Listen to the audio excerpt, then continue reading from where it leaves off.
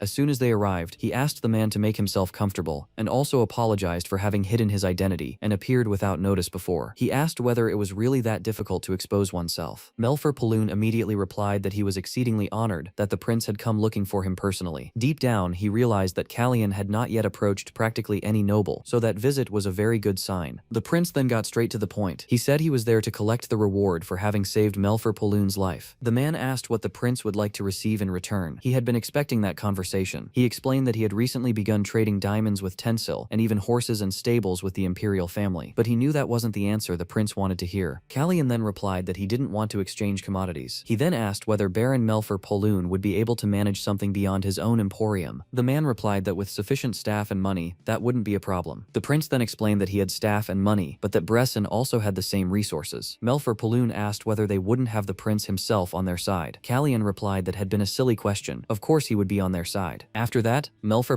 affirmed that having staff, money, and even Prince Callian against Bryson managing that would be no problem at all. The prince then revealed the true plan. They were preparing the creation of a mage troupe. They had enough money and people to assemble everyone, but they needed someone capable of properly managing it all. Melfer then asked whether that was the price for his life. Callian replied that it was, and without hesitation, Melfer accepted the task. At that moment, Callian thought that he had finally managed to change destiny. In the original timeline, he was supposed to die after the ceremony of his 15th birthday, but now everything had changed before that could happen. He had people he could trust by his side. The only thing still missing was to discover Sisvania's will during his Rosalita. When he walked out into the ceremony hall, everyone received him with enthusiasm, since it was his coming-of-age birthday, 15 years old, and Callian was happy. Not exactly because of the party, but because all the preparations were finally complete. Plancha was also present. Callian only commented that it had been a while since they had seen each other brother, but before he could even pass by, Planch murmured something about bloody eyes. Callian replied that he wouldn't let that pass and stated that his name was Callian, but Planch continued staring at him with suspicion. He asked whether he truly believed he was Callian. He said that wasn't his brother. His brother didn't ride like that, didn't use a sword like that, and certainly didn't respond to others like that. He then asked who he really was. Callian had to keep himself in check. He had to remember that he was no longer the king of Secretia, the man who had lost his homeland to the mad king Planche. So he simply waited. He remained calm until he could obtain Sisvania's will. Afterward, he simply commented that Planche was saying strange things again. Even so, Planche continued suspecting him. Later, while discussing this with Manhwa, the man commented that it made sense for Planche to notice something. Even if he was a scoundrel, he was not stupid. Callian replied that he had pretended not to understand what he meant, but Planche had clearly not believed it. Manhwa then asked what they would need to do to convince everyone that he really was Callian. The prince replied that he was no one other than Callian himself, and he truly believed that. Even so, Manhwa thought that no matter how much he said he would no longer live as Baron, it was impossible to completely forget an entire lifetime. Manhwa then gave something to Callian. It was a magical communication ring. He explained that if the prince needed to talk to an old man at any time, he would hear him and offer his thoughts. He also warned that the ring didn't work inside places reached by Sisvania's power, so within the castle communication would be blocked, but outside of it, he would be able to respond normally. Callian thanked him and said he liked having that communication channel with him, but Manhwa asked whether he was worried about being alone. After all the people around him were servants, people subordinate to him. They weren't exactly normal companions companions. Later, Commander Urin appeared to formally introduce himself. He led the Siegfried Knights and promised that his men would protect the prince until they reached Sisfania's nest, located in Siegfried's territory. Callian noticed that the knights were extremely professional. The problem was something else. Most of them clearly had an aggressive aura directed toward him, mainly because Jan, the young master of their family, had abandoned his position to stay by the prince's side. Shortly after, Jan himself appeared saying that it was already time to leave and asked whether Callian needed anything before the journey. The knights watched the scene with an almost murderous look, and it was precisely at that moment that Callian, in front of all of them, asked Jan to fetch him something to drink. Water, tea, anything would do. Jan went without complaint. Callian then turned to the knights with a small smile on his face, and they grew even more irritated. Watching all of this, Ellen Manasil could only think about how that boy seemed to multiply his own enemies for no reason. Sometime later, Callian finally arrived before the opportunity he had been waiting for, to witness Sisfania's will. He proceeded escorted by the knights and his servants, while Planchet simply observed everything from a distance. Salisi Bryson, this time, was quiet, causing no trouble, and Callian was glad she was staying that way. After one last look at his master, he entered the Rosalita ritual. Meanwhile, later on, Romain Laroon Caris was speaking with Ellen Manasil and asked whether it wouldn't be better to accompany the prince personally, but Ellen Manasil replied that he didn't need to worry. In truth, he was more concerned about his highness's safety inside the castle than outside it. The king replied that that definitely didn't sound like a compliment and asked whether he truly wasn't worried. Ellen Manasil thought that the king had been acting strangely indifferent for some time and replied that he hadn't said anything wrong. The king then commented that that was precisely the problem with Ellen Manasila. During the journey, Callian tried to use the ring to get in touch with his master, but since he was still in the castle, communication ended up being blocked. Even so, the prince continued talking to himself through the ring, commenting that he had heard there were deliveries arriving from Tencel and that the palace must be in absolute chaos. He then joked, saying that at least they could talk to avoid getting bored along the way. The knights who were observing all of this only grew more and more irritated. Earlier, before the departure, Yan had given very specific instructions to the knights. He said that Prince Callian was someone with no magical talent nor any real skill with a sword. According to him, the prince only knew a little self-defense, was extremely fragile, and needed to be protected like a delicate flower. But the knights could only think about how the young master of the Siegfried family had abandoned his position as heir to serve precisely that person. In the middle of the journey, however, something unexpected happened. The group was caught off guard by a presence emerging from the forest, but Callian immediately noticed it wasn't something truly dangerous. Who came out of the woods was a small elf. The elf introduced herself as Silas and explained that she was hiding because she was hungry. Callian asked if she had appeared just to get something to eat. The little elf quickly replied that she had been hiding and apologized for appearing like that. But Callian noticed there was something strange about that conversation. Commander Urin then asked what they should do. The prince replied that they would give food to the child, but at the same time he sensed another presence approaching. Someone was coming on horseback, carrying an extremely menacing aura. Uran immediately moved in front of the prince and demanded that the man identify himself. The stranger replied that he was pursuing a thief and asked whether they had seen a strange child around. Urin replied coldly that they hadn't seen anyone and told him to leave. But the man persisted. He said he didn't want to fight with knights. He was just looking for someone. Urin was about to repeat the order when Callian intervened and asked what the person he was looking for looked like. The man replied that it was a young elf. Callian then calmly said that he could check for himself. At that very instant, Silas was terrified. When the man advanced, Callian approached and whispered for him not to turn around and to just listen carefully. He explained that the people hiding nearby had no intention of protecting either him or the child. As soon as they confirmed the elf's identity, arrows would be fired. But the man made the mistake of looking back. The next instant, arrows flew toward him and the prince. But Callian reacted far too quickly. Using his skill with knives, he managed to deflect the arrows and even save the man. He then complained that he had warned him not to turn around. The knights immediately noticed the ambush and began protecting the prince. Urin reacted quickly and created a magical shield around Callian and the man he had saved. Meanwhile, Urin ordered his men to advance after the enemies. But Callian noticed that the arrows had stopped. The attackers were already fleeing. Kiri then said he would keep the elf under his protection for the time being, and that they could continue the journey with Prince Callian. But when Kiri approached, the man revealed his true intentions and tried to attack from behind. Even so, Callian reacted quickly enough to block the strike and counterattack using a magic bullet. The knights were completely confused. After all, how was the prince able to use magic like that? Shortly after, Jan appeared extremely irritated, complaining that Callian had almost gotten hurt again. He said he had been lucky things had ended well, but the knights noticed something Jan hadn't yet. That prince was definitely not a delicate flower. He was hiding something. After that, Callian approached the small elf and asked to talk properly, but the child began desperately saying that she knew nothing, that she hadn't done anything, and that it wasn't her who had stolen anything. Callian then called Arsen Hertz over and asked him to properly organize everything the elf was saying, because she seemed to answer questions before they were even asked. Sometime later, Arsen Hertz appeared nearly losing his mind from the sheer amount of detail he had gathered. He said he had brought a complete report. According to her, the child's true name was Silas, meaning spirit of suppressed words. Silas. The name had been given by the mother tree. She worked in the Ririska forest and traveled together with someone named Luca. He also explained that Silas had apparently stolen an important item from the men who had attacked them. During the pursuit, she ended up separated from Luca, and that was how she came across the prince's group. Furthermore, Arkenhertz explained that the reason Silas answered before questions were asked was simply because he did so naturally. Callian praised the report and said the work had been excellent. He then dismissed the mage. Even so, he knew very well that if they left Silas alone, the pursuers would come back after him. He therefore decided to keep him nearby during the journey. But the prince also knew they still had a long journey ahead and did not intend to get deeply involved in that problem. A more detailed investigation would be left to some lord of the region. Uran then informed him that around dinner time, they would already be close to Hail Latland's territory. But shortly after, he returned to the prince, bringing something worrying. According to the commander, they had found something suspicious among the captured man's belongings. It was poison. The poison Callian had once taken came to his mind as he spoke with the commander. He then said he needed to see that man personally. The man commented that he had thought he was just a precious young master from some wealthy family, but apparently that wasn't all there was to it. Callian then replied that he was right. After all, he was an even more precious son of a very wealthy family. Without beating around the bush, Callian got straight to the point and asked whether the man knew what he was holding, showing him the poison, but the man replied that everyone there had one of those. He thought it was something valuable, so he had taken a few. He didn't even know exactly what they were looking for. He also said he couldn't see their faces because of the masks. Even without discovering much, Callian noticed that the man didn't seem to be protecting those people out of loyalty or affection, so he asked what his problem was, and said he could resolve it if the man decided to cooperate. He reiterated that he was the son of a powerful family and had the means to help him. The man finally revealed that his wife was in Hansen village, and that those people knew about it. Callian then assured him he could keep the woman safe, and asked what exactly had been stolen. The man explained that it was a small transparent sphere, similar to a marble. He didn't know what it was, but he had heard that a Tensel priest would need to verify the object to confirm it. At that very moment, Callian suspected it might be a sacred relic. These relics were used by the priests of Tensil as substitutes for sacred power, which was why Tensil was desperately trying to gather as many as possible. So it made sense for all the commotion. Something extremely valuable and important had been stolen. But there was still one thing that didn't make sense to him. What did that poison have to do with any of it? The man then explained that that poison was used by the birds of Secretia. In the worst case scenario, when they failed a mission, they used it, and that poison was obtained through White Eagle. The man continued, saying he had only heard the title of one of them, the leader. People called that person Blue Ladybug, and at that point, Callian found the situation completely strange. His former father's bird was supposed to be in Karis, so why was it there? After all, he knew very well who Blue Ladybug was. Later, already during the night, it began raining hard as they finally arrived at Hail Latland's territory. At first, Callian even found that welcome, because the rain had prevented the group from continuing to advance since dinner time. But he was already no longer able to stand Count Hail Latland, lord of that territory. The man was a chatty drunkard who simply would not stop talking. Hail Latland kept saying it was an enormous honor to receive the prince there. He even commented that it seemed as though the sky itself had sent that rain to serve him. While listening to all of it, Callian could only think about how much that man talked. Along the way, Yan asked whether the prince didn't remember him. He explained that he was one of the men who had previously sent gifts. Callian replied that he did remember. He was even among the recipients who had received the gifts returned to them. Yan confirmed this and explained that he had originally been on Prince Randel Sale Karis's side, but had quickly switched to Planche's side 6 years ago, during the War of the Desert in Tensil. Upon hearing that, Callian realized that those men's interests had now completely shifted toward him. Meanwhile, Hail Latland kept talking without stopping. He said he had been eagerly awaiting the prince's arrival, and hadn't even been able to sleep from the excitement. Callian then thought that the servants in that place must suffer greatly. The territory's steward, Malcolm Chadish, clearly seemed uncomfortable with the whole situation, but before the conversation could continue, Arkenhertz appeared, bringing urgent news for His Highness. He approached and whispered that they had captured the carrier pigeon. At that moment, Callian understood what that meant. Someone would try to warn Blue Ladybug that they were there, and in that rain, there was no other bird capable of flying that far. Even so, Hail Latland kept talking and offering the prince a drink, asking where he had been on such a cold day, and saying they should drink to warm up. But Callian ignored all of that, and asked directly whether there was a Tensil priest nearby. King Hail Latland was so nervous at the question that he spilled his own bottle. He said the prince must be drunk to say something like that, and began insulting the Tensil priests, saying those damned people would never set foot in his territory. But Callian lost his patience. He simply snapped his fingers and sent the man to sleep. Hail Latland immediately slumped with his head on the table. Callian then coldly commented that he could no longer tolerate the man's rude attitude. Later, already riding alongside the knights while communicating with his master, Alon Manasil asked whether he was saying that he had ended up getting mixed up with an item being sought by a secret agent, and that his life was now in danger. He then commented with irony that it was excellent news, but Callian replied that he was fine. Ellen Manasil then said that at that rate, he would soon retire and leave his disciple alone without a master. But Callian replied that he worried too much. After all, if it truly was the person he was thinking of, she wouldn't be someone all that dangerous. Even Even so, Manhwa asked how far his connections extended. Kalyan then explained that that secret agent had never failed a mission before. There was no way she hadn't realized she was dealing with the Prince of Karis. After that, he asked a favor of his master. He wanted him to investigate the surroundings of Hale Latlan and find out where the Tencel priest was staying. They needed to understand what that secret agent wanted with the priests. Later, Kalyan arrived at the meeting point. It was a dark, dimly lit tavern. As soon as he entered, he told the innkeeper that everything was fine and that the others had stayed outside. He had come alone. The woman replied that she wasn't cruel enough to harm people who had nothing to do with it. Kalyan then replied that she had attacked him knowing full well who he was, hadn't she? The innkeeper confirmed without hesitation. She said she knew exactly who he was and had even told him to keep quiet before. But at that instant, every other person inside the cave collapsed to the floor. They were corpses. The woman then coldly remarked that they had simply been too hasty, and that was why they ended up that way. Without showing any fear, Kalyan slowly approached the counter and asked whether he was now connected to the problem as well. She replied that she would say yes, but even before reaching for the knife, she noticed Kalyan was already watching her every move. She hesitated and commented that it would truly not be easy to catch him off guard. The first thing she said was that, had she known all of this would turn into such a headache, she would never have pursued that small elf. She explained that she personally didn't like the whole situation, but asked why the prince simply didn't go home after having caused so many problems. That way he would leave the child in peace and everyone would come out ahead. But Kalyan replied that she was being rude to a visitor. After all, he had traveled so far to get there, so she could at least answer one question. He then wanted to know why she was looking for a sacred relic. He said she clearly didn't look like a priestess. The woman simply replied that relics had been getting very expensive lately and that her usual line of work didn't pay quite so well. Kalyan then asked whether the buyer was in Hale Latlan. After all, it made no sense to sell something of that value in such a remote place. It would be far easier to find priests in Karis. Blue Ladybug replied that there was no one paying more than that buyer. She also mentioned that it was someone with whom she had an old connection. At that moment, Kalyan understood the link. There was only one type of relationship a Secretia secret agent would maintain in that way. It was someone selling information from the capital, and now, as payment for that information, they were buying sacred relics. Kalyan then said he would ask only one more question before leaving. Meanwhile, the king was buried in a pile of paperwork when Manhwa came to visit. The king, Roman Larun Kairis, asked whether he was now being treated as an informant, but Manhwa calmly replied that he had only come because he knew the king would still be awake. There was no reason to waste time investigating something when he could ask directly someone who knew the situation so well. He then asked how many Tencel priests were in Karis and where they were. Roman Larun Kairis replied that he wasn't sure exactly how much Manhwa already knew, nor whether that question came from prior information or was merely a coincidence. Even so, he explained that the representatives of Tencel had gone to the capital specifically because of this. He said that among the 14 priests present in Karis, aside from the one at the palace, Tencel wanted to find all the others and take them away so they wouldn't need to ask for help anymore. And after finally having sent the priests out for what they had wanted for so long, the king admitted it was uncomfortable to see Tencel acting as if Karis had been keeping those men held by force. Upon hearing that, Manhwa realized that the situation in Tencel must be truly dire. They clearly didn't want to reveal what was happening, but they desperately needed the priests. So he asked what his majesty had done. The king replied that he didn't control the priests. He had only told the Tencel representatives to find the men themselves and take them if they wished. After that, he asked why Manhwa wanted to know all of that. He then replied that Prince Kalyan wanted to discover their whereabouts. At that moment, Roman Larun Karis found the whole thing completely strange. There was no reason for Kalyan to want to know where the priests were, especially since he had apparently already arrived at precisely the location where they were hiding. Meanwhile, on the other side, Kalyan asked his last question to Blue Ladybug. He wanted to know whether the buyer of the sacred relic was Count Hale Latlan. She replied only with a who knows. She said that wasn't such a simple question to answer. Shortly after, while riding quickly on his way back, Kalyan received a message from Manhwa. His master explained that Hale Latlan had pretended to know nothing, had hidden the priest he had, and had acted as if there were no priest in his home. Kalyan then replied that he already knew that and said he was returning immediately to the castle. Just by the tone of his voice, Manhwa sensed the urgency of the situation and asked whether something had happened. Kalyan then explained that when he had put Hale Latlan to sleep with magic, he had noticed something strange. The man had not been truly drunk. Meanwhile, Jan was having to stall Malcolm Chadish, the steward of Hale Latlan. He said the prince had gone out for a walk, but Malcolm Chadish replied that he only needed a brief word with his highness. He explained that the count wished to apologize for the unpleasant attitude during dinner. Jan then asked whether he was trying to cover up for his master's insolence. He also questioned since when a count's steward had the right to interrogate the whereabouts of a prince. At that moment, Malcolm Chadish was embarrassed, but inwardly, Jan was also worried, because Kalyan had not yet returned. Even so, the steward persisted and asked whether he could at least know when the prince would be back. Jan then thought irritably that that old man was far too persistent. But at that very instant, Kalyan himself came out of the room complaining that he couldn't even rest in peace. He then called Jan incompetent, saying he should just make up a decent excuse and send everyone away, because it didn't didn't seem that difficult. Jan immediately apologized and explained that that old man had been insisting too much. Shortly after, he shut the door in Malcolm Chaddish's face. Outside, the steward quickly apologized, saying he hadn't known His Highness was resting and that he would take his leave immediately. Watching all of that, Callion thought with relief that he had made it back in time, and at that moment, he realized he had ended up acting exactly like a certain person. He had been just like Planche, and that left a bad taste in Callion's mouth. Good grief. Jan then replied that he had returned faster than expected, and on top of that through the window. What a mess he had made. Callion said it was a long story, but then asked whether anyone had come looking for him. Were they already suspicious? Jan replied that only that steward had come looking, but also commented that it wasn't every day he saw a prince jumping through windows like that. At the time, he had been in a complete panic. Even so, Callion asked why he seemed so angry. He didn't act that way at the palace. Jan then explained that that steward simply wouldn't listen. First, he had said the prince had gone for a walk, but the man kept insisting on knowing when he would return. He even seemed far more interested in the time of his return than in finding out where he had gone. After that, Callion relayed all of that information to Ellen Manasil. The count was clearly standing guard and was probably investigating his movements. And in the end, the prince realized he had been right. Hale Latlan had not been drunk at that time. Ellen Manasil then asked whether he had already managed to connect some pieces of the investigation. The prince replied that the exchange of sacred relics with Blue Ladybug was supposed to take place on that very day, which explained why she was there. The wine would have been nothing more than a convenient excuse for the count to leave without raising suspicion, but the plan had been ruined because Callion had put him to sleep with an enchantment. Afterward, when he discovered that the prince had left the castle, he had sent the steward to investigate his intentions. Ellen Manasil replied that it made perfect sense, but asked why he would be so desperate for a sacred relic. Callion then explained that he was probably trying to use those relics to get on the good side of Contencio, the homeland of Randell Sale Karis's mother. Upon hearing that, Ellen Manasila commented that while maintaining a good relationship with Randell Sale Kairis, the man was also flirting with Planche's side and secretly sending gifts to Callion. On top of that, he was selling information about Kairis to a secret agent of Secratia. He truly was very cunning. The prince already knew that helping Silas, who was being pursued, had only been the beginning. The man who had been chasing the elf revealed the name of Blue Ladybug, and he had also discovered that Hale Latlan was sending sacred relics to Tensal simply to curry favor with Randell Sale Karis. If all of that together was not a coincidence, then the count was involved far more deeply than he appeared. Callion then commented that the rain would not stop until the following day. Since he was stuck inside, he would deal with the traitor himself. Meanwhile, Hale Latlan was having a complete breakdown. He smashed cups as he complained that that audacious brat must have realized he would be a problem the moment he returned those gifts. The prince had clearly used an enchantment at dinner, because only magic would explain such a heavy sleep like that. Now his plans were completely ruined because of Callion. Furious, he also cursed Selesh Brisson, saying that stupid wench should have killed Callion before all that mess began. He had worked hard to win over the nobles, spent a fortune on gifts, and done everything to maintain his influence. Shortly after, Malcolm Chaddish returned, saying he still hadn't managed to make contact with Blue Ladybug, but they might receive a response later. But Hale Latlan replied by hurling a cup at his face and shouting that he never did anything right. Outside, it was still raining, which meant the half-blood would spend another night inside that castle. Malcolm Chaddish then asked whether they should postpone the transaction. The count replied that they didn't have much choice. He couldn't take risks while the prince and his men were still there. After that, he took out his frustration on the maids as well, bellowing that that damned half-blood would pay for everything. Later, everyone had gathered for a meal. During dinner, Hale Latlan was discreetly staring at Callion, thinking that the damned prince was acting as if nothing had happened. But in Karis, the title of count demanded respect, and the nobility would not stand idle if it were discovered that magic had been used against him. In his mind, that foolish prince's royal blood would not be enough to protect him. Sooner or later, he would be on his knees begging for forgiveness. Even so, he first resolved to apologize for his conduct the previous night. Callion replied calmly that it was fine. The count then asked directly whether he had used an enchantment. The prince confirmed it without even hiding. He said he had put him to sleep because he had already become unbearable. He also told him not to worry so much. It must have been his first time receiving someone from the royal family, so it was understandable he had made that kind of mistake. He was probably nervous. Inwardly, Hale Latlan grew even more furious. He thought that cunning little ferret truly believed he could put all the blame on him. Shortly after, Callion casually remarked that he was tired of investigating the person responsible for the attack against him, but that they had ended up discovering a very interesting piece of information. It was about the name of a bird. At that very moment, Hale Latlan even spat out the wine he was drinking. Malcolm Chaddish ran to help him, while Callion didn't even bother hiding that he had expected exactly that reaction. He then continued, saying that they would still need to investigate further, but imagine the count would also have an interest in discovering what was happening within his own territory. Trying to maintain his composure, Hale Latlan replied that he would do everything within his power to help. After all, a prince being attacked on his lands was something he could never permit. At that moment, Euron approached Callion to whisper something in his ear. Meanwhile, the count was thinking he could no longer keep watching that pompous prince act that way. He needed to expel him from the territory as quickly as possible. But then Callion looked at him and said it was truly unfortunate for the count, because it appeared that someone wanted to speak with him. him. Shortly after, Hale Latlan accompanied Yurin, Yan and the prince to a dirty and unpleasant place, asking along the way how they intended to bring that person there. Kallian knew exactly what the man was thinking. The count was already extremely agitated and practically holding himself back from doing something foolish, but the prince had also already prepared the perfect bait for him. The previous night he had spoken with the man who had tried to attack him. The man immediately asked whether something had happened to his wife. Kallian then replied that his family would not be harmed. He gave his word. The man explained that at that point he knew very well he would be executed. After all, he had attempted on the life of a prince. As soon as the investigation concluded, he would be taken to Karis and hanged. And even if, by some miracle, his life was spared, he still wouldn't receive proper care. His arm would end up necrotizing, and in the end he would die the same way. The man asked what exactly Kallian meant by that. The prince then explained that he would like to offer him a way out, a life far from that territory, a plot of land to cultivate, and a home where he could live in peace beside his wife. But that would only happen in exchange for his help. With his cooperation, the sentence could be reduced. Instead of execution, he would only suffer the amputation of his arm, which was already going to necrotize anyway. Faced with that, the man accepted the proposal and asked what he needed to do. When Hale Latlan arrived at the location, the first thing he heard was the man saying that the person known as Blue Ladybug was a Secretia secret agent. She would be negotiating certain goods for her client, and apparently the two had been meeting for quite some time. The man also commented that this was strange, because relationships with secret agents rarely lasted that long. Kallian then replied that it truly was strange, unless of course there was a double agent in the mix, a traitor, someone secretly selling information. He then asked directly whether Hale Latlan didn't agree with that. The count replied with a forced laugh, clearly nervous. He kept repeating ha ha ha as he agreed in an uncomfortable manner. At that moment, Kallian noticed that he was already desperate. It was the perfect time to make his move. Later, ManhwaCapped appeared begging for mercy. He implored the prince, saying that everything he had done was simply follow his master's orders. He knew he wasn't innocent, but even so he pleaded for Kallian's compassion. The prince listened to all of that without showing much reaction. He then asked whether ManhwaCapped wasn't the Tinsel priest. If he were, he was probably the one buying and reselling the sacred relics. Moreover, the reason for acting in such a submissive manner toward the count was likely because Hale Latlan had discovered his secret. Desperate, ManhwaCapped admitted that if Tinsel found out he had been selling sacred relics, they would take his head before he could even return home. But that ended up becoming a great twist. Even Kallian himself hadn't expected to discover that he was reselling the relics, and in his desperation, ManhwaCapped ended up revealing something even greater. He said he had sold relics to the older brother of Queen Celeste Brison, Viscount Renan Brison, and that the man was using those sacred relics to give gifts to Tinsel. So here is what happened. Renan Brison established a connection with Tinsel, which meant he had betrayed Plancha and taken Randel's side. This also meant he had turned his back on the Brison family itself, on Celeste, and on everyone who wished to see Plancha as crown prince. Kallian managed to set a perfect trap and ended up getting something far better than he had hoped for with the bait he prepared. Through the communication ring, Ellen asked what he intended to do now, because that would certainly cause a great uproar. The best course of action would be to discuss everything with Romain first. Kallian agreed, but before that he asked Ellen to write a letter to Count Hale Latlan. Later, Kallian summoned Yurin and Yan and ordered them to take care of the man imprisoned in the basement. His arm was in serious condition, and since they had taken too long to treat the wound, amputation would likely be the only option. He then ordered them to give the drug in his hand to the prisoner, and Yurin immediately replied that he would do so. Next, Kallian asked Kiri to go to Hansen village, find that man's wife, and bring her to a safe place. At that moment, Silas opened the door, saying that Hina had come to clean the room, and that she had decided to accompany her. She also asked them, please, not to scold her. Kallian said nothing, and simply thought that was Arksan's problem, not his. Shortly after, Silas stopped to play with a carrier pigeon that was inside a cage. Yan asked what His Highness intended to do with the bird and whether he planned to take it along. Kallian replied that no, he would return it to its rightful owner. He noticed that Hina had also grown quite fond of the pigeon, and promised he would give her a bird as a gift when they returned to the palace. Unfortunately, that particular one would have to be returned today. Hina then remarked that Marilyn probably would not enjoy having a bird inside her room. Kallian then suggested they help release the pigeon after dinner. He also reminded them to leave the window wide open, because someone was expected that night. Later, the visitor truly appeared through the balcony. Kallian remarked that the person had arrived earlier than he expected. The woman known as Blue Ladybug replied that she had been moved by the contents of the letter. It stated that, unless she wished her actions to be reported to the White Eagle, she was to meet with the prince. She then asked why she was being threatened in such a manner. Kallian explained that they had already confirmed evidence that King Olaton was negotiating sacred relics and selling information. He also said that if she handed over the relics, her secret would remain kept. The woman was silent for a few seconds. seconds, and Callian asked if that was her answer. Unfortunately, she confirmed that it was. She said she hated complicated relationships, and in the next instant, fired several magic bullets at him. Callian managed to block the attack using his magic shield, but found it strange, because in the past she fought with a sword. The explosion drew the attention of the castle's servants, but he locked the door with magic, and ordered no one to enter. He then asked if she had really come there with the intention of killing him, and if there was anything else she would like to say. She replied no, and immediately advanced, closing the distance to strike her sword against his. Callian knew that the ordinary iron sword he carried would not withstand his opponent's aura for long. He needed to end the fight quickly without revealing his own aura. Using his ability, he disarmed her rapidly, but she had anticipated that. The woman was hiding one last magic bullet. He realized he would not be able to block the shot without using aura, so he ended up channeling power into the sword. Even so, the blade snapped in two. Surprised, Blue Ladybug asked if he was a master swordsman. At that moment, Callian decided to call her by her real name, Isla. She was completely stunned and motionless, allowing him to approach and hold her face. When he checked her mouth, he found the poison was not there. All secret agents of Baron Secretia were supposed to carry hidden suicide poison in case of capture. He then asked what she truly knew. Isla asked if he intended to let her leave alive after all that. Callian replied that he had always heard that Secretians were extremely resolute, but apparently that was not the case with her. He said he did not know whether she had always been that way or had changed over time. She then remarked that perhaps it would be better to let her go. After all, the fact that a master swordsman carried a sword worse than his own guards made it obvious he was hiding his abilities. If he did not want to be found out, he had better let her go, because otherwise she would tell the knights everything she had witnessed there. In the other timeline, the Blue Ladybug had been completely loyal to Baron Secretia, a true master swordswoman devoted to her own blade. Because of this, Callian ended up feeling disappointed. He grabbed her by the collar and warned that, if she wanted to stay alive, she should not take that story too far. He also said she should not have faced death before him. Even so, he managed to control himself and released her shortly after. He said it was not a secret significant enough to be worth her life. He then simply demanded the evidence. He also explained that he had no intention of interrogating her himself, because the White Eagle would be the one to do that. Meanwhile, Count Hale Latlan still had not received any word from Malcolm. Furious, he wondered what was happening and what kind of absurd letter he had just received. The message stated that the dear Count needed someone to represent him. It also stated that everything he had sold during that time had already been explained to Queen Selesei, so he need not worry about anything further. The letter was signed by Ellen Manasil. The Count grew furious upon realizing that even the sacred relics had been discovered. He called the mage cunning and complained about the situation. He said it was irritating to have to bow before that wretched commoner prince, and imagined they must have thought he would come running, trembling with fear. Even so, he declared they should not underestimate him. He then opened the enormous vault full of treasures and walked toward a far more valuable box. Inside it was a small chest filled with sacred relics. He remarked that he would earn a fortune with those items, and decided to take everything to trade and flee from there. However, Arsene, who had been invisible behind him the entire time, took the chest first. The Count immediately asked if that was invisibility magic. Arsene then introduced himself as Arsene Hertz, mage of Prince Callian, and thanked him for having gathered all the evidence with his own hands. Finally, Arsene told the king not to worry, as he would perfectly relay his message to the wretched cunning mage and the wretched commoner prince. Later, Arsene personally delivered the sacred relics to Prince Callian. Along with them, he also brought all the documents related to the leaked information from Karis and the king's illegal relic trade. Callian replied that Arsene had done excellent work, and that thanks to him, all that mess was finally concluded. Shortly after, however, Yan appeared saying there was something important the prince needed to see outside the estate. When they went out, they found the king's personal cavalry stationed there. Those knights were supposed to be protecting the king in Karis, but they were in that territory now. Meanwhile, upon learning what had happened, Elan questioned Romain, asking why he had sent his own personal cavalry to that place. He said they should have sent the royal knights, and complained that the moment he stepped away for an instant, he went and did something like that. Romain replied that in an incident involving the Brisson family, they could not send soldiers who might be their spies. He said he only trusted those worthy of being his sword. Even so, Ellen asked why he was treating Prince Callian in such a special manner. That could end up putting the king in ruin. The moment people started thinking Callian was being favored, his life would be in danger. He also reminded him that the king had never shown special interest in any of his sons, precisely to avoid that kind of situation. Romain replied that something like this could not happen again. Because of that, the following day he would have lunch with the other two princes to better understand the state of their relationship. Ellen then replied that that would be valuable time for his majesty. Meanwhile, Malcolm asked if the prince was truly leaving. Callian replied that he was. He explained that Kayla, the king's personal guard, would handle the rest, and that all the criminals would be taken to the capital. However, unfortunately, one of them had died before even being transported. A true shame. In reality, Norton, the man who had lost his arm, was officially declared dead and safely escorted out of the castle. At that moment, he was likely already crossing the Whitling territory together with his wife. Callian then told the worried Malcolm that no matter how loyal he was to the king, he should be aware of the grave crimes he was involved in, especially regarding the sale of sacred relics. Malcolm admitted he had made a mistake. Even so, Callian stated that he had been very useful in capturing the true culprit, and therefore asked for a degree of leniency regarding his punishment. But he made it clear that from then on, he expected absolute loyalty. Malcolm replied immediately that he understood completely, but was caught off guard when Callian announced that he would now be the new administrative agent of Latlan. Unable to believe what he had heard, he asked if that was truly serious. Later, the journey toward the nest of Sisfania finally resumed. Along the way, Callian heard several pieces of news. Hale had lost his noble title and would spend the rest of his life in prison. In addition, Isla's sentence had already been carried out. Meanwhile, during lunch among the princes, Randell remarked to his brother that the plaza was covered with Linacita leaves. These leaves resembled ordinary tree leaves, but were in fact enormous thorns of the Linacita cactus, capable of intensely absorbing all the moisture around them. Because of this, when a plaza became covered with Linacita leaves, the ground remained dry and clean even after a public execution. So when someone said the plaza was full of those leaves, it normally meant someone had been executed there. Randall said it merely to plant doubt in Planche's mind, trying to make him believe that Queen Selese had been executed. However, Planche immediately replied that his brother was wrong. Randall then remarked that he had heard that, after Callian's departure, Planche had stopped drinking alcohol. Planche asked if he missed the smell of liquor. The first prince replied that he certainly did not, and suggested the two spend the rest of that moment in silence. Even with his body still full of aches, Planche asked how silent exactly he wanted it to be. Meanwhile, on the road to the nest of Sisfania, Callian and the knights found the path completely blocked by an enormous landslide caused by the rain. They realized it would be much faster to go around the area than to clear all the earth and stones from the road. Irritated, Callian thought that first they had to remain in Latlan because of the rain, and now they would need to make a huge detour because of a landslide. This journey seemed like it would never end. He then muttered to himself that as soon as he reached the capital, he would create a teleportation device for the love of God. At that moment, Silas remarked that this was a wonderful opportunity to visit the elf village. She said Luca was there, along with the elders, so the prince could rest there. Callian replied that was probably the best thing Silas had said since joining the group. After giving him a few flicks on the head for acting like a foolish elf, they genuinely decided to head to the elf village. As soon as they entered the forest, everyone was left in awe of the landscape. The place was so incredible that even Callian himself had never seen anything like it, not even when he was still barren. When they arrived at the village, one of the older elves greeted them and asked which of them was the king of the human clan. Callian replied that he was nothing so impressive, merely the representative of the group. The elf then introduced himself as Zera of Heriska village, and said he had a favor to ask of the king of humans. Callian immediately corrected him, saying he was not a king, but Callian Rain Karis. Even so, he asked if Zera was really requesting help from someone he did not even know. Zera explained that some time ago, some elves had gone to a nearby human village but had disappeared more than 10 days ago. Afterward, they sent 2 others to look for them, but those 2 never returned either. He then asked the prince to find the missing ones, because the elves did not know the human world well enough to keep sending more people. As he listened, Callian thought the elf was insistent and somewhat self-centered. He also wondered if all elves were like that, because the ones he knew were usually not that way. He then asked why exactly he should help them. Zera replied that it was because he was the king of the human clan. Once again, Callian corrected him, saying it was not a clan but a kingdom called Karis, and that he was not a king but a prince. He explained that those words had completely different meanings. Zera then said that in that case, he was not asking for help solely because of that. He asked whether they were heading towards Siegfried's territory, and explained that human roads were slow, but that using the forest routes they could drastically reduce their travel time. Callian calculated how much time they would lose doing that, and also how long it would take to get there. He then asked if 5 elves had truly disappeared. If that was the case, it was obvious he would help, and so the prince set off together with the knights. Along the way, Euron remarked that there was still no evidence of slave trafficking as his highness had suspected. The forest lay between 2 villages, Narika and Sting. There were some men with the appearance of mercenaries in the area, but they did not appear to be committing any crimes there. This put Carrie somewhat at ease, because the first thing he thought of upon hearing about missing elves was precisely human trafficking. The prince then decided to follow the original plan, and first sweep the nearby villages. Euron explained that continuing along that road would bring them to Sting. Both regions were of similar size and comparable strength, so there was enormous rivalry between them, especially since the 2 lords were close in age and competed constantly. Callian remarked that in reality, that actually worked out well for the area's development. He also took the opportunity to say he needed to buy a new sword, since his had broken. But when they arrived at the forge, the blacksmith replied that he had no swords to sell. Confused, Callian asked how a shop full of weapons could have no swords available. The shopkeeper then asked if he was a mercenary, saying he seemed too young. Callian replied that he was a mage, and that the man beside him was the swordsman. The shopkeeper explained that it was not ordinary mercenaries who were buying the weapons. According to him, numerous mercenaries were being secretly gathered inside the castle, and so all the weapons produced by the forge were going directly there. He added that if they were looking for mercenary work, they should go to the castle, but Callian replied that he did not want work, he just needed a weapon immediately. He then asked whether the situation in the neighboring village of Narika was different. The blacksmith said no. The situation there was exactly the same. It was at that moment that Callian finally understood what the elder had done to him. If both lords were buying weapons, weapons and gathering mercenaries. It was obvious they were preparing for war, and the elf village was right in the middle of the two territories that were about to come into conflict. The elder had not sent him there merely to find missing elves. In reality, he wanted him to resolve the entire mess. Later, Callion returned to the elf village carrying 2 letters for Elder Zera. He asked that one be sent to Sting and the other to Narika. He also said that, on the date set for the meeting between the lords, the 5 missing elves would return home. After that, he announced he would leave the place the following morning and asked them to prepare the forest path. Confused, Zera asked if that meant there would truly be a war. Only then did he realize he had said too much. Callion replied that he had assumed that, being an elf, the elder would think it unlikely that he would see through the truth. Even so, he had deliberately deceived him while knowing full well that a war was underway. He also remarked that the 5 elves had likely gone to work as mercenaries to earn money and were waiting inside Sting's castle for the conflict to begin. It made no sense that the elves would know about the war, and yet the elder would not. If even he, a prince, upon discovering something like that within his own kingdom would try to prevent the conflict, it was obvious he had been sent there for exactly that purpose. Zera was left completely speechless. Callion then continued, saying he no longer needed the forest's secret path or any other help. Their agreement ended there. The elder asked if he truly did not care that a war was happening within his own kingdom. Callion replied that both sides were fighting for a reason, and that it would eventually come to an end. He also said that if that place was so important to the elder, then he should protect it himself instead of relying on cheap tricks to manipulate others. This time, Zera did not even try to argue back. He simply remained silent inside the office. Later, Carrie informed the prince that the root cause of the entire situation was the Breezen Empire. It was the only empire in the region, and after the incident in the Latland territory, they had halted local trade. Callion remarked, irritated, that the problem always came back to the name Brisson. They then explained the whole situation. Both Sting and Narika had land unsuitable for farming, so they were entirely dependent on wheat imported from the Breezen Empire. However, when the empire halted trade without warning, Sting attempted to buy wheat from Narika. The problem was that Narika charged an absurd price, and that ended up pushing both territories to the brink of war. Callion also disliked the way they monopolized food like that. In the end, the ones who truly suffered were not the lords but the common citizens who went hungry. The conversation, however, was interrupted by knocking at the door. It was Zera. The elder asked for forgiveness for what he had done. He admitted he had known from the beginning that the prince was involved in that incident because of Luca. He also explained that the origin of the war was tied to that very incident, and so he believed the fault was his. He then revealed that Luca was his son. Furthermore, he confessed that the boy was involved in the disappearance of the elves, so he had assumed that if the prince knew the full situation, he would end up helping. That was precisely why he had hidden part of the truth. He asked for forgiveness once more, and knowing it was selfish of him, he begged for the prince's help. But Callion cut him off before he could continue. He told him to meet with the lords, deliver the letters, and find out what else they needed beyond wheat. After that, they would also meet. Unable to believe it, Zera asked if he truly intended to help them. Callion replied that he was not doing it for the elves, so the elder had better not deceive himself. Even so, Zera expressed deep gratitude. He said elves valued promises above all else, and would never forget the help they received. Later, alone again, Callion returned to thinking about Renan Breeson, the man who kept interfering with his plans. He then used the communication ring to contact his master and said it was about time they got rid of him. The following morning, at the Brisson estate, Evan Brisson, the patriarch of the family, was preparing to receive an important guest. The servants found it strange, because Evan normally participated in central nobility meetings and almost never received visitors in the main hall, especially without prior notice. But the visitor was precisely the man who never announced when he would arrive, Ellen Manisil. When he received him, Evan remarked that if he had given notice beforehand, he would have prepared something special for his arrival. Ellen replied that he had imagined Evan would need to make many preparations before that conversation, but in the end he had simply come to give a testimony. He then revealed that his second son had been watching the first son of His Majesty. Evan appeared interested in the subject but said Renan did not have enough ability to do something so significant. Ellen replied that he was being too critical of his own son, but perhaps it would be better to trust the evidence rather than his own judgment. He then handed over several documents. When Evan finished reading everything, he asked what exactly Elon was trying to imply. Elon replied that he should think about what he would do with Renan from that point forward. Evan shot back that this was not a matter for a mere mage to interfere in, but Elon replied immediately that a mere swordsman should not be saying that to him. In that instant, Evan aggressively released his aura, indignant at the audacity of someone speaking to him in such a manner. Swordsmen carried killing intent and aura, but mages carried something different. They mastered the logic of mana and true fear, that deep terror connected to death, hidden in the depths of people's hearts. And Evan was completely crushed by Elon's presence. The dread emitted by an 8th class mage was suffocating. Even so, Elon calmly asked that they speak as two civilized men. After a while, Evan managed to regain his composure. Meanwhile, Ellen thought that the man had truly endured considerable pressure. He was definitely not just a simple master swordsman. He then said he trusted Evan would resolve the situation with his own son, but wished to suggest a more efficient solution. At that point, Ellen began repeating exactly what Callion had told him to say. He suggested that Renan Brisson be expelled from the family, and that they show interest in selling the emporium. According to Callian, there were rumors that Selasi had poisoned part of the trade, and as a result, the emporium had suffered enormous losses. The only reason it was still standing was that it generated too much money. But the Brisson family was a family of knights. Renan had only created the emporium because he had no talent for fencing, and Evan Brisson had probably been thinking for a long time about getting rid of that business, which was no longer as profitable and still tarnished the family's name. Even so, Evan asked why he would do something that would end up benefiting the third prince. Elon replied that he had expected that question, but explained that it would not be Callian who would buy the emporium. Evan then asked if he had someone else in mind. Elon confirmed that he did. He said the buyer would be the person who managed the second largest emporium in Karis. Evan could invent a convincing excuse for the sale and still get an excellent price, because Melfer Paloon would buy everything immediately. Meanwhile, Renan was tending to his beloved little plants. Ever since he heard about King Olaton's imprisonment, he had been extremely anxious, and only his plants could calm him somewhat. He was worried about the possibility of needing to sell everything and flee to Tensil if his connection to the king were discovered. Fortunately, he had cut off all contact before that could happen. At that moment, Renan was so stressed that he accidentally clipped a tiny piece off one of his plant's leaves. He then stared at it with an absurd degree of sadness. He tried to reassure himself by thinking that he still had some trade agreements in other territories, though none of them were important enough to be cause for concern. But before he could even turn around, a knight grabbed him from behind. After that, a rumor began to circulate throughout all of Karis. It was said that a large quantity of sacred relics had been transferred to Tensil, and that the one who had helped was Renan Brisson. Then, suddenly, Renan disappeared completely. Even with Marquis Brisson using every possible method to investigate, no one could find any trace of him. Of course, Evan first suspected Ellen and Melfer Paloon, but in the end confirmed that the two apparently had no connection whatsoever to the disappearance. Later, Ellen contacted Callian through the communication ring and reported that they were successfully taking over the emporium through Melfer Paloon. He also asked them to send the items to the region as quickly as possible and told them to get in touch if anything was needed. At that moment, Zara approached and asked if all preparations were complete. He explained that he had already sent the request to the mother tree and that they would soon be able to leave through the forest path. He then asked if his son Luca could guide them, but Callian replied he would prefer it to be Cialis. He then asked if she would be able to guide them through the forest. She replied that yes, she could. Callian also asked if she was certain, since she would need to return alone afterward, but Cialis told him not to worry. She said she could cross that path with her eyes closed. It was then that Callian noticed something strange. He was conversing normally with Cialis, as if she understood his language perfectly. She asked if something was wrong. She then showed her a stone covered in strange runes. At once, Callian asked if Luca had stolen that, along with the sacred relics. Luca replied that he did not know, and that he did not even remember clearly. But Arson asked if that too could be a sacred relic. After all, the black stone had been found alongside several other similar objects when Luca returned to the village. Uren then remarked that it seemed far too dangerous to be an ordinary relic. The smell of blood coming from the stone was too strong. Callian immediately agreed. Arson could not sense it, but that stone carried an extremely menacing aura. It possessed an energy connected to life and blood forcibly torn away. In other words, the stone's original owner had likely been murdered. That needed to be investigated. Even so, Callian told Cialis to use the stone for now, since they would need to communicate during the journey through the forest. Cialis asked if it did not belong to Luca, but Callian replied that it was now his. Poor Luca simply stayed quiet in the corner. Cialis then said she would hold onto the stone and return it when they reached the other side of the forest. As she stepped away, Yoron approached Callian to talk about the girl. According to him, the fact that she answered questions before they were even asked indicated she could see the future. But Callian replied that from what he had heard, those were not exactly predictions. Even so, he agreed with Yoron. It seemed like the future arrived a little faster for her than for other people. He had seen something similar before. The future, temporal distortion, the stone that nullified abilities related to time. Perhaps everything was connected to the time axis. Meanwhile, Randell continued to dwell on his brother's words, in which Callian had said the roses would bloom again soon. He realized that Callian had truly managed to get rid of Renan this time, but Randell also possessed a sacred relic, so he used the power of the relic to make the rose bloom once more. He gazed at it in silence, saying it was still beautiful to behold, and asked it to remain that way for a little longer. Later, during the journey, when they stopped to rest for the night, Callian began to meditate in order to concentrate his mana. It was then that Ellen congratulated him, saying it was remarkable. He had not gained an additional circle, but his aura was far stronger. However, Callian immediately replied, asking him to stop making fun of him. The mage explained that, even if only for a moment, it would not be easy to abandon the habit of wielding a sword. That was why his mana did not convert into magic circles normally, but ended up becoming aura instead. Callian replied that he understood that, but still found it strange how the principles behind aura and magic circles seemed entirely different. He had enough mana, so he could not understand why. Subconsciously, it always ended up turning into aura. Ellen replied only that he should not return to Karis until he had found that answer. Perhaps he would find it, perhaps not, but either way he was following his own path. He said Callian needed to trust in that. After all, every path leads somewhere, does it not? The next morning, they finally reached the end of the forest trail. They were now now in elephant territory, the Duchy of Siegfried. Silas then remarked that this was the moment to say goodbye. She said she could return the stone now, but Callian, out of courtesy, asked whether she truly needed to go back to the village. Silas's reaction upon hearing that was immediate. She was visibly elated when she realized he wanted to bring her along as a guide in Luca's place. Even Callian himself noticed that. For a moment, she had thought she would be left behind. He then remarked that perhaps she could seek out Sisfania's will and ask about him as well. He then asked directly whether she wanted to continue traveling with them. Before he even finished the question, Silas replied yes. She explained that sometimes people in the village felt uncomfortable around her, but the mother tree always said that was part of who she was, and that being different was not something bad. Even if she spoke in strange ways, she was still an elf. Callian replied that she was right. He then took the stone back and told her to be very happy from then on. Silas thanked him once more for having saved her. The farewell ended up being quite emotional. Arxen clearly did not want to be separated from the little elf, but there was no other choice. The determination to protect Sisfania's land could be felt even in the massive walls of Siegfried's castle. As they approached the enormous stone guardians at the entrance, someone remarked that everyone should probably be grateful that Siegfried had no desire for the throne, because if he did, perhaps no one would be able to stop him. As they advanced, Callian asked Yan to stop acting like a simple servant once they entered his territory. He said that if those knights were already irritating, then the people of his lands would be even worse. But Yan replied that he could handle it on his own. Hearing that, Callian ended up remembering the many times he had said the exact same thing to Yan, when he cut his hair, when he grabbed the knife that flew toward him, when he was poisoned. Callian then sincerely apologized for all of it. After finally managing to take a good hot bath, Callian remarked that he had thought they had already arrived at Siegfried, but no, they had merely crossed the outer walls. It would still take about 2 days to reach the inner castle. He even asked what kind of castle was the size of an entire city, but complaining would change nothing, so he used the time to better investigate that mysterious stone. While analyzing the object, he thought that Silas was truly a very different kind of elf, and then he realized he was too. Even if his mana converted into aura, that did not change his origin. Until then, he had always believed he was different from others, but perhaps the answer lay precisely in that. If he could not abandon the habit of converting mana into aura, then perhaps he could simply create magic circles using aura. With that thought, he began to meditate deeply and concentrated all of his power. On the other side of the door, Arxen watched everything, astonished. Callian's energy was completely different from ordinary mana. Normally, mana was warm and gentle, but his was cold, aggressive, and gave one chills. Arxen had no idea of the true extent of the prince's capabilities. And then, in that moment, Callian finally reached the fourth magic circle. That problem had been resolved. But another problem still remained, including Callian himself, who was hiding his true identity. There were only 6 other master swordsmen on the entire continent. Masters could perceive the aura of those weaker than them, and Slimon, who was receiving his highness at that moment, was also a master swordsman, and he was on a level far above Callian. When the two met, Callian remarked that it had been quite some time. Duke? In that instant, Slimon was surprised. For a moment, it seemed as if he would immediately discover that the prince was also a master swordsman, but all he asked was how the prince had grown so much. He said Callian was much taller now and truly looked like an adult. He also remarked that he had changed quite a bit, and for the better. Callian replied that yes, he had improved just a little, but Slimon immediately denied it, saying it was far more than just a little. He then began guiding him through the castle while remarking that the wretched mage had truly found himself an excellent disciple. After all, to think that the 6th sword of the continent would be capable of using magic was simply absurd. Callian then asked if he had already recognized him as a master swordsman. Slimon replied that he simply had not wanted to cause a commotion in front of everyone. He said he knew full well that Callian still could not perceive his own aura, but that he could clearly see Callian's. He then asked whether he had already reached that level, and said the mage must be extremely pleased. But Callian replied that the one who was suffering was Yan, being dragged through Elend's training. At that, Slimon laughed and said they should make Yan suffer even more. When night fell, Slimon apologized to the prince, but explained that he would need to step out for an important engagement. He had to carry out the routine inspection of the western area. Callian replied that there was no problem at all. After all, they had arrived earlier than planned. Slimon then asked if he would be departing again the next day, and asked him to take care of himself. He also said that when he returned, they would have many things to talk about. Meanwhile, Elend was drinking a glass of wine beside the king. He remarked that he had not imagined His Majesty would ask for alcohol right from the start. He then informed him that Prince Callian had arrived safely in elephant territory. He then asked whether the king was relieved, or whether there were still other concerns. He also wanted to know why he was drinking so much. The king replied that he was concerned about the moment the fire of Camelon would be lit. Elend asked if he was speaking of the succession. The king confirmed it. He said that as soon as Callian returned from Rosalita, the 3 princes would finally be considered adults. That meant the moment to decide who would become crown prince was drawing ever closer. According to him, Randell seemed overly cautious, but it was impossible to know what truly went through his mind. Planche was the strongest, but was following the wrong path, and Callian was still growing. All of that worried him greatly. Elend replied that the solution was extremely simple. Just choose as heir whichever son he liked least, and all problems would disappear. The king did not even bother responding to that nonsense. Even so, so, Elon continued, saying that Randell would probably behave himself until Kallian left that place. Only afterward would it be revealed whether His Majesty could truly see through him. But until then, Romain himself should not reveal his own thoughts. Worries could never be allowed to dominate a king. Regardless of who ended up lighting the flame, all of them would prove themselves in that moment. Meanwhile, Kallian finally arrived at the nest of Sisphania. He walked through an enormous dark cavern for a long time, unable to see the end of the place. He continued walking for several minutes until he finally reached a gigantic garden hidden deep within the cavern. But the instant he sensed the presence that dwelled there, he was completely struck with awe. The amount of mana was staggering. The power before him was terrifying. Kallian immediately dropped to his knees in respect, and he greeted the great Sisphania. Sisphania herself, the first queen, appeared before them. The moment he entered the nest, a gigantic pillar of light cut across the sky, so enormous and bright that it could be seen from very far away. While everyone observed in shock, Kallian greeted the great Sisphania, but could not conceal his confusion. He had always believed he would see only a manifestation of her will, not the first queen in her true form. Suddenly, all the weight of mana disappeared from his body. Sisphania then asked why a child who should not even exist in this world was searching for her. As she observed him, she noticed he carried memories from entirely different realities, and soon questioned why he had forgotten the blessing left within the sword. After that, she approached slowly, drawing so close she nearly touched him, and explained that she had called him precisely because of that. Outside, everyone who had accompanied the third prince there was startled by the enormous pillar of light. No one understood what was happening. Yan was especially shaken, and then his own father remarked that his son's expression was interesting, asking if he was so worried about that child. Confused, Yan asked how that made any sense, since his father should be on the expedition. He had left the previous night, so he could not understand how he was already back. The man simply replied that he had returned. The shock grew even greater when they realized Yan was calling Slayman his father, and moreover, he had not returned alone. He was accompanied by Veronica Manacil, Ellen's granddaughter, and also by Rachel Grace, his daughter-in-law. Meanwhile, inside, Sisphania continued to draw closer to Kallian, asking him to let her enter his memories. When she touched his face, she was able to see everything: Baron's past life, the war, the time axis, his return, and all the events that had followed. She then said something completely incomprehensible. His mind simply could not process those words. Noticing this, she asked whether he had truly been unable to hear. She then explained that perhaps he was not yet permitted to understand. Confused, Kallian asked if she meant Sorrente. The queen then confirmed it. She said that if that was what he called her, then yes, she was speaking of the supreme goddess Sorrente, the one who had sealed the evil god during the war between the two deities. The prince replied that he had heard Sorrente had fallen into a deep slumber after performing the seal, but Sisphania explained that being asleep did not mean her existence had vanished. After all, even she herself had left her will behind and was still present. She then remarked that he probably still had many questions. And he truly did. Kallian wanted to understand the time axis in Baron Secretia. Sisphania replied that she knew of it. He then asked why Caris desired the time axis so greatly. Once again, her answer could not be comprehended by him. The words simply made no sense in his mind. Sisphania then explained that Sorrente was not doing that out of malice. The goddess wanted him to discover everything in his own time, at his own pace. According to her, revealing too early the truth surrounding his death could end up disrupting important events of the future. Upon hearing that, Kallian asked whether the event was so significant that even Sorrente herself was preventing him from learning the full truth. And Sisphania confirmed that yes, it was precisely that. In that moment, he realized the situation was far greater than he had imagined. If a goddess was directly interfering, then there was something enormous hidden behind it all. Shortly after, he began to think about Chase, and wondered if his brother had done something else. He then asked directly whether it had truly been Chase who had used the time axis, but Sisphania's answer was simple. Before being his brother, Chase was a king, and a king would not be foolish enough to disregard logic merely to prioritize his own family. That made Kallian realize that perhaps it had not been his brother who used the time axis after all. Sisphania then turned her gaze back to him with curiosity, wishing to know exactly what he carried with him. When he handed over the stone, she once again said something impossible to understand. She then asked him to keep it. She said he would discover the truth when the right time came, and that he need not be disappointed for not having heard the answer he wanted yet. When he was ready, he would understand everything. Meanwhile, numerous carrier pigeons began to fly across Siegfried, rapidly spreading the news. After all, Kallian had entered the nest of Sisphania, and a gigantic pillar of light had appeared in the sky, so bright it could be seen from outside the castle walls. Upon seeing that staggering number of pigeons, Slayman remarked that he had never seen so many in his territory. He then asked his daughter if she agreed. The one who approached at that moment was Demiria Siegfried, the family's heir. She replied that everything would be fine if people simply admired the pigeons, but reminded him that there were always those who envy the powerful. She also remarked that the owners of those pigeons would certainly try to uncover information about the family, so she believed it would be necessary to find out which servants of the great houses were present and keep them under watch. Upon hearing that, Slayman let out an amused sigh and remarked that he had truly married well, since both she and Yan were far too clever. Even so, he explained that if the family began to act with excessive caution, that could end up becoming something political. After all, They were people who protected, not people who governed. The reason they strengthened their own power was solely to continue being a shield. But Demira replied that she understood that. Even so, she believed the current situation was different, especially now that Kallian was there. In the end, Slayman partially agreed. He said he would look into which servants were living in the territory and take some precautions, without turning it into excessive surveillance. He then tried to reassure her, telling her not to worry so much. He also mentioned that her brother was there, and asked why she did not spend some time with him. Shortly after, Yan appeared, also remarking on the staggering number of pigeons. Slayman then replied enthusiastically, pointing to the sky as if it were the most impressive thing in the world. Seeing the two of them acting that way, Demiria simply thought that they were two idiots. Meanwhile, the third prince remained still, reflecting on everything he had heard from Sisphenia's own lips. The only thing he could think was when exactly the right moment would come for him to discover the full truth. Sometime later, Yan came to serve him tea and remarked that the prince had been standing at the window for a very long time. He said he was worried. He then asked if Kallian was also watching the pigeons, but the prince only responded with a question of his own, asking if there was someone in the garden. When Yan looked outside, he noticed Hina was petting the dog named Yan. Yes, a poodle that had exactly the same name as him. Unable to believe it, he asked what kind of father would give a dog the same name he had given his own son. The prince then calmly replied that the two resembled each other quite a bit. Even so, both of them ended up noticing something else. Hina seemed to genuinely love animals in general. At that moment, Hina had just tried to use sign language with the dog, but naturally, the animal did not understand anything at all. Watching that, Yan remarked that if they truly wanted to give her a dog, they would have to teach it sign language as well. But Kallian grew curious and asked how Yan was so proficient in sign language. Yan replied that he had a sick brother. It happened long ago, so he could already talk about it without any trouble. He then tried to lighten the mood by saying that besides that, now he had the prince there with him too. He then asked if Kallian was genuinely thinking of getting a dog. After all, the other princes probably would not be very pleased with the idea. The prince calmly replied that in that case, he would go to Camelon. But Yan reminded him that Camelon was a palace reserved exclusively for crowned princes. He then began laughing to himself upon realizing the situation and remarked that Kallian was probably the only person in the world who wanted to become a crowned prince just to be able to keep a dog. The prince then replied that he was also probably the only prince to have seen Sisphenia's true form. For a few seconds, Yan simply froze. His mind took time to process what he had just heard, and all he managed to do was stutter in complete shock. Meanwhile, Queen Celeste received confirmation that the letter had been safely delivered. She was extremely anxious waiting for a reply. After some time, Kallian finally contacted Ellen to share what the master had most been wanting to hear, and to do so, he went precisely to a place where Sisphenia's influence did not reach within Siegfried. Not understanding at all, Elon remarked that he had not even known such a place existed. Kallian then replied, somewhat awkwardly, that he was in the cemetery. Before anything else, Elon asked if his dear Rosalita had gone well. The prince replied that it had, and said there was a long story to tell. When Elon heard everything that had happened, he was left in complete disbelief. He asked how it was possible that Kallian had seen Sisphenia's true form. He then complained that if he had known something of that magnitude would happen, he would have accompanied the prince without a second thought. Kallian himself admitted he had also been surprised. He then shared what she had said. According to Sisphenia, he would meet her again when he was ready, or perhaps when the right moment arrived. Even though he was frustrated to have missed it, Ellen said he unfortunately still had a great deal of work to do. After that, Kallian asked how Selesay had reacted to Renon's disappearance. Ellen replied that she obviously found the whole thing very suspicious, since it had now been 10 days and they had found no sign of him. Furthermore, Evan Brisson had visited the palace that very morning. The prince then asked what the chances were of them revealing the truth, but Ellen explained that even if he wanted to, he could not. He had made a seal of oath. Upon hearing that, Kallian remarked that he had not needed to go that far, but Ellen replied that even the prince's own disciple had made a seal of oath with the queen before becoming a master. He then admitted he also did not have much moral authority to speak on the matter. Even so, he assured the prince there was nothing to worry about. But Kallian understood the situation perfectly. Renan was merely in charge of the dirty work. The true mastermind had always been Selesay, so it was obvious she would look for someone else to fill that role. It was then that Elon mentioned he had a very interesting letter in his hands. According to him, it had left Romain quite unsettled. Kallian immediately asked if it was a letter from Margrave Brisson. Ellen confirmed it. He said he believed Selesay had summoned the man as soon as she noticed Renan's disappearance. He then explained that Grey Brisson was the eldest son of Marquis Evan Brisson, as well as the Margrave responsible for a territory near Tensel and one of the 6 master swordsmen of the continent. Continuing his explanation, Ellen revealed that the content of the letter was a request to send someone who could temporarily manage the territory, as Grey Brisson had been injured in battle against savage tribes, but to him, that was clearly just an excuse to turn Grey into Selesay's new operative. After hearing everything, Kallian thanked him for the information and remarked that meeting another master swordsman seemed interesting. Later, he went to speak with Slayman. The two ended up sitting on an extremely simple and rustic bench, nothing more than an enormous log. During the conversation, Kallian mentioned that he had personally met Sisphania during the ritual and had even seen her true form. He then said that perhaps they would not believe him, but before he could even finish, Slayman nearly nearly burst with excitement. He said he knew. They had always known she was still alive. For years, many people had criticized the family for protecting the empty nest of an ancestral dragon that might no longer even exist. But in the end, they had been right all along. All their perseverance had not been in vain. After that, the prince remarked that he believed he would meet Sisfania again soon. Because of that, he wanted to create a magic teleport connecting Karis to Siegfried. Slimon replied that he understood the importance of his opinion, but asked whether he truly believed His Majesty would permit such a thing. After all, there was the possibility it would increase Karis's exposure to external invasions. Callion then explained he was thinking of connecting the teleport to his estate in Wittling, near the capital. In addition, he intended to establish another point about 1 day's distance from Siegfried's outer castle. He also made it clear that access would be extremely limited, and only authorized individuals would be able to use the portal, and if it ever became a security risk, they could simply destroy it. Sleeman replied that if His Majesty permitted it, the 1 day distance would pose no problem for them. After all, it was his request. But Callion then said he had one more request. Slimon immediately asked if he wanted a duel. The prince replied it was something along those lines, just a little different. He then produced a beautiful crystal formed from magic and aura. Slimon was surprised to realize Callion had made it without using a mediator. His surprise grew further when he saw the prince transform the orb directly into a sword. Callion explained that he wanted to make that weapon his new blade. Slimon then asked if he wanted to test its strength. Without waiting long, he drew his own sword and told him to come. After all, Slimon von Siegfried was the second strongest master swordsman of the entire continent. From the very first blow, the ground of the training field cracked completely. As he fought, Callion immediately realized how monstrously powerful the man was. The Duke's sword was heavy, just like its owner, yet at the same time incredibly fast. His movements had no openings whatsoever. Every blow was precise. The prince barely managed to escape the last attack, but even so attempted a counter at the very last instant. At that moment, Slimon noticed something remarkable. Even if only for a split second, the prince had managed to exploit a gap. He also noticed something else. Callion's sword did not possess much brute force, but it was staggeringly fast. The duel continued intensely. Though he lacked in physical strength, Callion possessed an extremely refined technique, and what was most frightening was that Slimon was not holding back for even a second. The fight remained balanced for quite some time. As they exchanged blows, Slimon began to think that the boy was far too talented. He also wondered exactly when he had become this way. Even so, he still believed the prince was no match for him. At this rate, he would soon discover the true limit of the boy's power. He then released his aura. Sensing it, Callion also summoned his own aura. Slimon's first blow pressed the prince so hard that he was forced to fall back immediately. Even so, he managed to retaliate using his radiant and incredibly swift sword. The attack was fast enough to cut Slimon's neck, drawing blood for the first time. But shortly after, the master amplified his aura further and responded with a monstrous blow that sent the prince crashing to the ground. Even while blocking the attack, Callion could not contain the full force. His radiant sword ended up shattering. However, Slimon's sword also became cracked. At the end of the duel, Slimon remarked that the moment the prince had wielded that sword, he had also perceived something important. But before he could finish the sentence, the door of the training field simply fell over. The reason was simple. Yoren and several soldiers had been trying to eavesdrop on the training from outside. When they came in, Yoren immediately saw Slimon's cracked sword and also the blood running down his neck. Stunned beyond belief, they asked if the master had lost. Later, after all that commotion had passed, Slimon appeared playing the violin with a surprisingly delicate touch. And frankly, no one would have imagined a brute of that size could play the violin that way. When the performance ended, Callion replied that he was surprised. He had not imagined Slimon would be talented with both the sword and the violin. He said it was a shame to be the only one listening to the performance at that moment. Was it not? Slimon replied that if someone was a Siegfried, even without being able to wield a sword, they could still play the violin, and he assured him it would be an honor to play at the banquet as well. At that moment, Callion noticed Slimon had a bandage on his neck and asked if the wound had hindered his performance. He replied that his skill would not rust from a mere little scratch. He said what had truly been hurt were his feelings, especially since Jan had seemed far more concerned about the prince than about him. Even so, Callion thanked him for the training. Now he understood how long his sword could last, and realized that against a power exceeding a certain threshold, it simply could not hold. When Slimon had released his aura earlier, the sword had been unable to sustain that power, and his future depended precisely on overcoming that. Duke Siegfried remarked that when the sword vanished, a shard ended up grazing his cheek. Was that right? He then asked if Callion was alright. He replied that he was not even bothered. He was fine. However, the Duke continued by saying that subconsciously, he had perceived something strange and ended up using too much power. He also explained that the swift way he wielded the sword was unusual. When he cut with it, or after a sequence of blows, he did not place weight in the waist. It was a very subtle habit, but still noticeable, and that was a trait typical of Baron Secreech's knights. Callion remained silent, clearly uneasy. The Duke then remarked that it was a strange habit for someone who had learned swordsmanship in Kairos, was it not? Kairos swordsmanship placed weight in the legs. In the earlier situation, for instance, the balance should have come from the thighs. Furthermore, when making transverse cuts, he had the strong habit of placing his weight in the waist as he turned, rather than in his legs. He said Callion needed to be careful, because while other people might not not notice, Margrave Grey Brisson would pick up on it immediately. Callian then asked if Slyman would not question him about it. Slyman von Siegfried replied that it would change nothing even if the leader of the elephants discovered what lay beneath the third prince's skin. He then simply asked that they duel again later. Was that alright? Callian thanked him, but asked whether the Margrave would truly be able to perceive his aura. Slyman then explained that when Margrave Grey had chosen to follow the path of the sword, there were rumors that Evan Brisson had not been pleased with it, and had ended up giving him the Margrave title, but there were also rumors that Grey was even better than his own father. Because of that, there was a strong chance he could truly perceive his aura. It would be better for his highness to prepare. Callian replied he would take that advice. 10 days later, Ellen remarked that Arsene Siegfried must truly be remarkable, because the prince simply refused to leave. Callian replied that his preparations were taking longer than expected, but as soon as he finished checking everything, he would depart. He then asked if Margrave Brisson had already headed to the capital. Ellen replied that he had not yet. He also said that although they had tried to delay the procurator's arrival in the territory as long as possible, 15 days had been their limit. Callian thanked him for that, saying it was already enough. He would use that time to prepare. As he walked through the corridors, he thought that he was a mage, and also a swordsman who was not publicly known as such. If Evan and Grey perceived his aura that way, they would become even more alert. Because of that, the following day he went to Arkan and asked how he could conceal his mana. Arkan replied that of course there was a method for that. Since he had 4 circles, he could certainly hide his mana. He also explained that both circles and aura drew from mana as their source. Thanks to Ellen's guidance, they also began researching the construction of magic teleports. Rachel and Veronica helped considerably in that area. Ellen then remarked that his daughter-in-law was truly a gifted mage. She had been researching magic teleports for quite some time, and it had been precisely she who had reduced Duke Siegfried's investigation time. She would certainly be of great help. And so, little by little, they built that project together. Arkson, Veronica, and Rachel worked on the research while Arkson taught him how to conceal his mana. The magic itself was not so difficult for him. The real problem was managing to retain the mana, and since only Slayman could confirm whether the energy of the aura was still showing or not, he was unable to leave Siegfried's castle during that period. After many repetitions between the teleport research and the aura training, he finally managed to conceal it completely, and Slayman was astonished. He said he could see absolutely nothing. Now Callian appeared to be merely a well-behaved prince who had never touched a sword before. In the end, Callian managed to prepare everything he had wanted. He then prepared to leave Elephant Territory. Before departing, he said he would return stronger. Do you hear, Slayman? And so he resumed his journey back to the capital. Meanwhile, Grey was receiving reports from the procurator. After hearing everything, he asked if that was all. He remarked that interesting things had happened during his absence, and asked whether he should head to the capital soon. At the same time, Ellen, upon entering the prince's personal vault, remarked that it never ceased to amaze him. There was the money that arrived every month from Karis's largest wheat field, from the territory of Whitling, and also from Apolloni's profits. He then informed Marilyn that the prince would never run out of money. She asked if he had finished everything he needed to do, and if he was going to lock the room again. He replied yes, and thanked her for the good work, Marilyn. But before he could go down the stairs, he ended up running into Prince Planchy. What a coincidence. He remarked that it had been quite some time, had it not? Planche then asked if that boy had changed after meeting him, or if he had already changed before. He then said that Karis would not say anything, so he asked if the mage knew the truth. Ellen asked whether he had so many thoughts because he had stopped drinking, or whether he had stopped drinking precisely because he had too many thoughts. Plancha asked if that bothered him. Ellen simply replied that everyone changes, Prince Plancha, whether by stopping drinking or by losing fear of one's brother's reckless actions. Everyone changes. Simply that. Time passed, and it had already been 20 days since Callian had left Siegfried's territory. At that moment, they were stopped at Raddington, gazing at the region's beautiful lake. Callian thought it was a shame they could spend so little time in such a beautiful place. The only reason they had managed that pause was because Veronica's horse had fallen into a hole along the road, which ended up delaying the journey. Shortly after, Yan appeared carrying a tray and remarked that Viscount Raddington suited that place quite well. He was known as someone serious and attentive. Since they would soon be arriving in Karis, Yan said to take this as a brief rest. Callian agreed, saying they probably would not have another opportunity to relax like that, because everything would become quite hectic once they returned. But their peace ended quickly when an exceedingly lavish carriage appeared. Upon seeing it, Callian told Yan to send a message on his behalf. Yan asked the Viscount whether he would truly reveal that the prince was staying there. Tessid Raddington was clearly nervous, thinking that even someone as removed from high society as himself knew very well that Prince Callian and the Brissons had a terrible relationship. He therefore suggested it might be better to turn them away, since they had been the first guests. Yan replied he would do that if it were any other member of the Brissons. However, since this was specifically Margrave Brissons, then Callian should meet with him. At that moment, Tessid realized it was indeed the Margrave himself and remarked, already relieved, that the prince had saved him from that complicated situation. Later, everyone was gathered in the same room. Tessid Raddington, Callian, and Margrave Grey Brisson. Grey did not even stand up to receive the prince. He said perhaps his highness was unaware, but he was injured and therefore could not demonstrate the appropriate etiquette by standing. Tessid was extremely nervous about that. Callian, for his part, knew very well that only one noble was authorized to greet a prince prince while remaining seated or mounted on a horse.